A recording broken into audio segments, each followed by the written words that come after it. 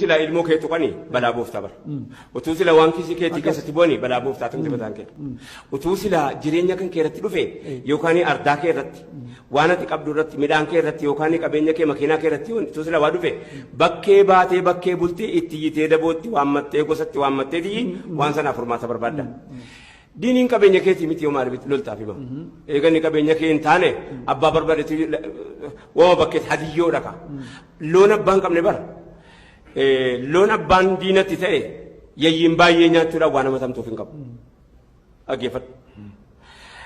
Atu re'ee keetti xalaata diina oo reetii nama yoo waraabessi nyaate maal qaba rakkoo maalii jira amma fedhee nyaatu. Atu itti diinaa bara. Maaliif jennaan amantii keetii qabeenya keetii gadi amantii keetii uffata keetii gadi ilaa fakkeenyan sii ka'a ofumaa kootiif.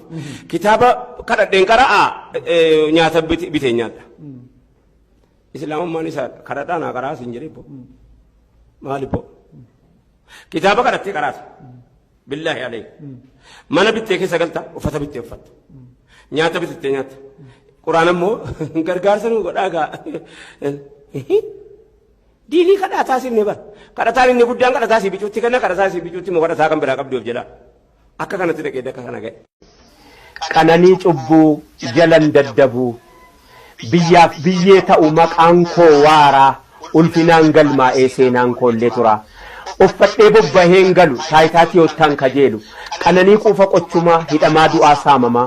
Aanaan jibbamaa sammuun komamaa. Muramuu mormaa yoomin ayyamaa. Biyyaaf hin dhimmaa sabaaf hin falmaa. Jedhe abbaan namni dhugaadhaa kamiinaa barreesse abdii qophee. Akka inni itti du'e seenaa abdii haasa'ee fixuu hin danda'u. Asirraa qabamee shawaaroo biit dhaqee jaarsii waggaa 70 gahee jiru.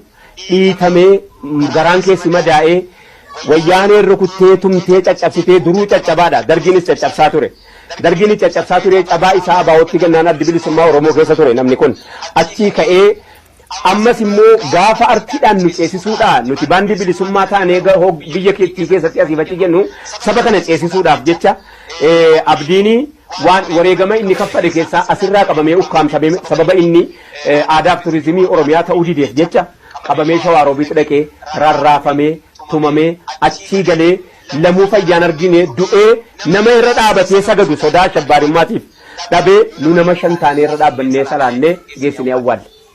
Abdiin nama silaa siidaan bulguun as dhaabate kuni silaa bakka isaa siidaan bakki dhaabachuu ture silaa abdii ture.